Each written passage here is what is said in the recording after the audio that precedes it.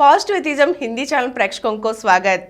हिंदी के प्रमुख कवि एम.ए. राजस्वी से लिखी हुई भूदान यज्ञ के प्रधान आचार्य विनोबा जी की जीवन गाथा को हम जान रहे हैं ना।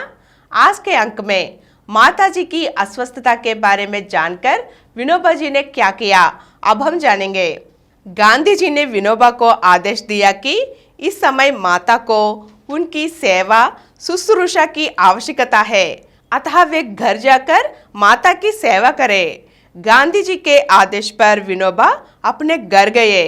वहां उन्होंने देखा कि माता एक शैया पर अत्यंत निर्बल अवस्था में पड़ी हुई है। विनोबा ने श्रद्धा के साथ माँ के चरणों पर शीशा रख दिया। माँ ने उन्हें आशीर्वाद दिया और बोली कि विन्या, तूने मेरी चिंता क्यों की?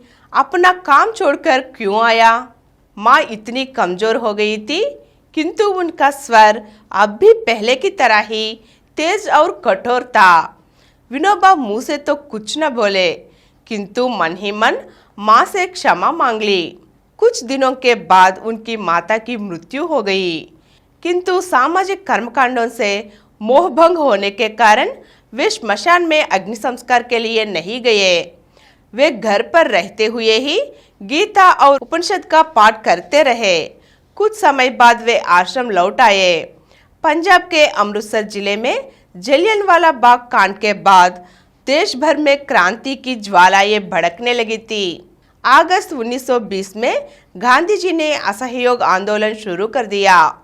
जिस समय आंदोलन चल रहा था, तब विनोबा जी राष्ट्रीय विद्यालय के अध्यापन में व्यस्त थे। उस समय किसी ने उनसे कहा, आपके जैसे शक्तिशाली मनुष्य की राष्ट्रीय आंदोलन में बड़ी आवश्यकता है। विनोबा जी ने उत्तर दिया कि मैं आगामी पीढ़ी तैयार कर रहा हूँ और मेरा काम इस पीढ़ी में नहीं, आने वाली पीढ़ी में है। सेठ जमनालाल बजाज गांधी जी के अनन्य भक्तों में से एक थे। एक दिन उन्होंने गांधी जी से कहा कि बापूजी, मेरी उत्कट इच्छा है कि आप सभी आश्रमवासियों के साथ वार्धा चले और वही आश्रम की स्थापना करके रहे। गांधी जी बोले कि मैं मानता हूं कि तुम्हारा विचार बड़ा अच्छा है, लेकिन तुम जानते हो कि मैं गुजराती हूं। मैं गुजरात में रहकर ही अधिक सेवा कर सकूंगा। मैं यहाँ से गुजरात की सेवा के द्वारा भारत की सेवा करूंगा। जमनालाल जी उस समय तो गांधी जी को कुछ न कह सके, लेकिन जब उन्होंने विनोबा जी के त्याग, संयम और कर्तव्य निष्ठा को देखा तो उन्हें ही वार्धा ले जाने की निश्चय किया। अपना निश्चय गांधी जी के सम्मुख रखते हुए बोले कि यदि आप चलने के लिए तैयार नहीं है तो विनोबा जी को ही वार्धा भेज दीजिए।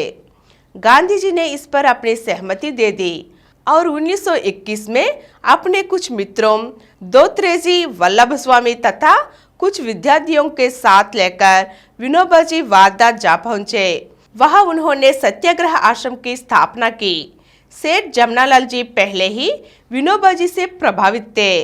अब इस आश्रम में वे और अधिक उनके संपर्क में आए तो जैसे विनोबा जी का व्यक्तित्व उन पर छा गया।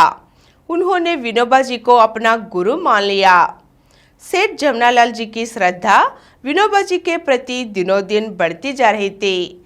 इसे उन्होंने अपने शब्दों में इस प्रकार प्रकट किया, विनोबा जी के प्रति दिन ब दिन श्रद्धा बढ़ती जा रही है।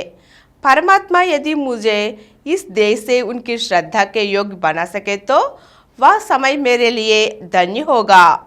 मुझे दुनिया में बापू पिता का व विनोबा गुरु का प्रेम दे सकते हैं, अगर मैं अपने को योग्य बना लूं। आज के अंक में विनोबा भावे जी के बारे में कुछ अंशों को जान चुके हैं ना। अगले अंक में फिर मिलेंगे। धन्यवाद। और कुछ वीडियो के लिए 18 करोड़ ऊपर के व्यूज हासिल किए डॉक्टर समरम मल्टी चैनल नेटवर्क समर्पित पॉजिटिव एथिज्म हिंदी चैनल को सब्सक्राइब कीजिए और नीचे हुए घंटे के निशान पर दबाइए। Please download Samaram multi-channel app and watch your favorite channels from your mobile. App available on Google Play Store and subscribe to the channels.